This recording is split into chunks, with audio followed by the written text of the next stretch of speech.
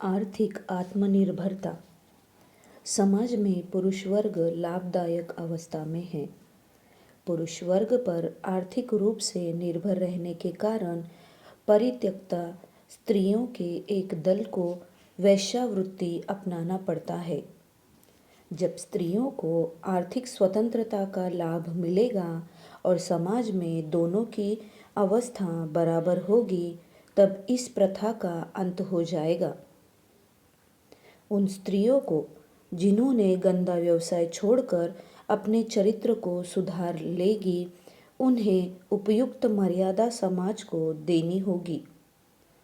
पतितावृत्ति सामाजिक अर्थनैतिक व्यवस्था का कुफल है। दहेज प्रथा दो तत्वों पर आधारित है। समाज के दोनों अंशों में से किसी एक का दूसरे पर अर्थनैतिक निर्भरशीलता एवं पुरुषों और स्त्रियों की असंगत संख्या। वर्मा की स्त्री जाति आर्थिक रूप से स्वतंत्र थी, इसीलिए पुरुष की ही शादी से में दहेज प्रदान करना पड़ता था। पंजाब में स्त्रियों से पुरुषों की संख्या अधिक थी, इसीलिए यहाँ दहेज प्रथा या विधवा विवाह की कोई समस्या नहीं थी। इस सामाजिक अन्याय को स्त्रियों को आर्थिक स्वतंत्रता प्रदान कर एवं अंतर्जातीय और अंतर्राष्ट्रीय विवाह को प्रोत्साहन देकर दूर किया जा सकता है। कनिका में प्रौत चौथा खंड। प्रौत के ऊपर कतिपय प्रवचन। आधुनिक यंत्रादि का व्यवहार करने पर जमीन पर अधिक लोगों का व्यर्थ बोझ नहीं पड़ेगा। उन अतिरिक्त लोगों को दूसरे कामों में लगाकर देश को उन्नत किया जाएगा। इसके लिए अवश्य ही तत्काल विनियोग का क्षेत्र तैयार कर देना होगा। कम लोगों के द्वारा काम किए जाने पर मजदूरों के लिए जो खर्च होता वह बचेगा। साथ ही घर की महिलाएं खेतों में जलपान की व्यवस्था, भोजन ले जाना प्रभृति भारी काम करने से मुक्त होकर अपनी उन्नति का समय पाएगी। इसके अतिरिक्त यंत्रीकरण के फलस्वरूप शहर और गांव के बीच संबंध स्थापित होंगे। फलस्वरूप देहातों में रहने वालों की जीवन यात्रा का स्तर बढ़ेगा। अभिमत दूसरा खंड। कृषि विप्लव। ग्रामीण आर्थिक विकास के लिए केवल कुटीर उद्योग पर पूरी तरह निर्भर करना उचित नहीं है। वैसा करने पर ग्रामीण जनसमूह की उन्नति व्याहत होगी। कुटीर उद्योग को यदि उचित तरीके से संगठित किया जाए, उससे गांव की महिलाएं स्वतंत्र जीविकोपार्जन का पर्याप्त अवसर प्राप्त कर लेगी। स्थानीय सहकारी संस्थाओं को और प्रशासन को कुटीर उद्योगों को कच्चा माल की आपूर्ति का दायित्व निर्वाह करना होगा। यह देखना होगा कि कभी कच्चे माल की व्यवस्था में कमी न पैदा हो। PROUT in a nutshell part 21। Decentralise economy. दक्षिण बंगाल में घर घर में छोटे कुटीर उद्योगों का प्रवर्तन किया जा सकता है। उस खेतीहर परिवारों की महिलाएं भी शिल्पोन्नयन में प्रत्यक्ष रूप से भाग ले सकती है। इस उपाय का अवलंबन करने पर व्यापक बेकारी की समस्या का समाधान होगा। PROUT in a nutshell part 20 south Bengal. अपने बलबूते पर हर एक व्यक्ति आगे बढ़ेगा और सामूहिक जीवन की चरितार्थ करेगा। यही है इतिहास का मूल मंत्र। इतिहास लिखने के लिए हमें यह बात याद रखनी पड़ेगी कि लोगों के जीवन में बहुत सारे आयाम हैं और इतिहास में सभी आयामों के लिए उचित निर्देश हो। किसी विशेष युग में लोगों की शिक्षा व्यवस्था, सांस्कृतिक स्तर, सोच विचार, पोशाक परिच्छेद, नारी जाति की व्यवस्था, सामाजिक तथा आर्थिक विधि व्यवस्था में नारी की भूमिका, समाज में दुर्बल अनुन्नत संप्रदायों की व्यवस्था, इतिहास में इन्हीं का वर्णन जरूरी है। इतिहास लिखने में यदि इनमें से कोई छूट जाए तो वह यथार्थ में इतिहास नहीं होगा। अभिमत चौथा खंड, इतिहास कैसा होना उचित है। पूंजीवाद के इस खतरनाक और सर्वग्रासी शोषण का आधुनिकतम रूप है मानस अर्थनैतिक शोषण। यह मानस अर्थनैतिक शोषण एक ऐसा शोषण है जिसमें पहले जनसामान्य को विभिन्न उपायों से मानसिक तौर पर दुर्बल बनाकर, पंगु बनाकर उसके बाद आर्थिक शोषण किया जाता है।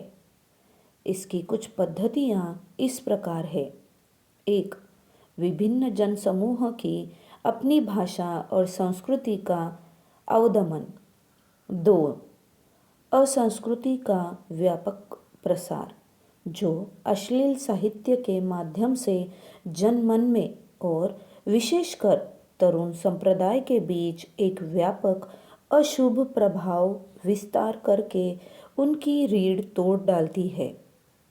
3. नारी जाति पर विभिन्न विधि निषेधों का आरोप कर आर्थिक दृष्टि से उन्हें परमुखापेक्षी बनाए रखना। 4. मनोवैज्ञानिक शिक्षा व्यवस्था का प्रचलन और शिक्षा व्यवस्था पर बार बार उद्देश्यमूलक राजनैतिक हस्तक्षेप। 5. धर्मनिरपेक्षता के नाम पर धर्महीनता का प्रसार। 6.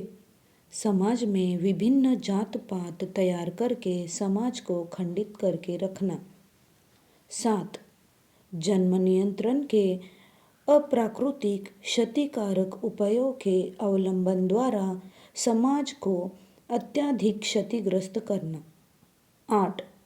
समाचार पत्र, रेडियो, टेलीविजन प्रभृति विभिन्न प्रचार माध्यमों को वैश्यों के नियंत्रण में लाना इत्यादि।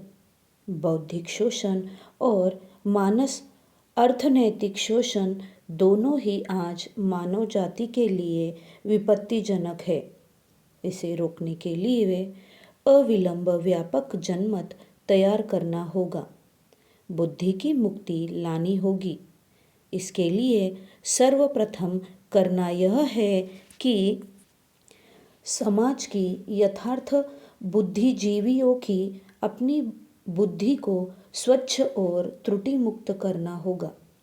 हर तरह से जड़ता और संस्कार का त्याग कर जनगण के साथ ओतप्रोत भाव से मिलकर उनके कल्याण के लिए अपने को लगाना होगा और शोषण विरोधी आंदोलन का पूर्ण समर्थन करना होगा। इससे एक ओर जिस प्रचार शोषण समूल उखड़ जाएगा, दूसरी ओर सामाजिक संरचना भी सुदृढ़ होगी। जनगण का बौद्धिक स्तर ऊंचा होगा। मानव समाज द्रुततर पदविक्षेप से गौरवोज्ज्वल भविष्य की ओर आगे बढ़ेगा। अभिमत 9वां खंड, त्रिस्तरीय पूंजीवाद। अब प्रश्न है, किसी पिता की संपत्ति को उनके बेटे बेटियों के बीच किस रूप में भाग बंटवारा किया जा सकता है। उत्तर, दया भाग व्यवस्था का सर्वत्र अवलंबन करना उचित है। लड़कों के साथ लड़कियों का भी समान अधिकार मानकर उनका प्राप्य भाग देना होगा, ताकि लड़कियां यदि कभी विधवा हो तो उन्हें आर्थिक संकट में पड़ना न पड़े। जो भी हो, नारी उस संपत्ति का जीवन भर भोग दखल कर सकती है, किंतु उसका निरंकुश मालिकत्व नहीं पाएगी। इस विश्व की सारी संपत्ति हमारा सामान्य पैतृक धन है। इस पैतृक संपत्ति की देखभाल का उत्तरदायित्व प्राउटिस्टिक के हाथों में रहेगा, क्योंकि आदर्श वृत्ति को छोड़कर अन्य लोगों के बीच व्यक्ति स्वार्थ भावना या दलगत स्वार्थ भावना काम करती है। निरंकुश अधिकार भोग और रखरखाव का अधिकार एक चीज नहीं है। अधिकांश लोग चूंकि आज्ञा पालक मात्र होते हैं, नेता नहीं। इसीलिए संपत्ति के रखरखाव का दायित्व मात्र कुछ ही चुनिंदा लोगों के हाथों में रहना उचित है। जीवन के हर क्षेत्र में, चाहे वह सामाजिक, आर्थिक, राजनीतिक कुछ भी क्यों न हो, बुद्धिदीप्त और बोधीदीप्त लोगों के ही हाथों समाज की संपत्ति और अन्य लोगों के अधिकारों की देखभाल का उत्तरदायित्व रहना उचित है। समाज के हर व्यक्ति को साधारण पैतृक संपत्ति, जागतिक संपदा के भोग दखल का जन्मसिद्ध अधिकार है। जो लोग इस मौलिक अधिकार में हस्तक्षेप करेंगे वे ही हैं निहित स्वार्थवादी।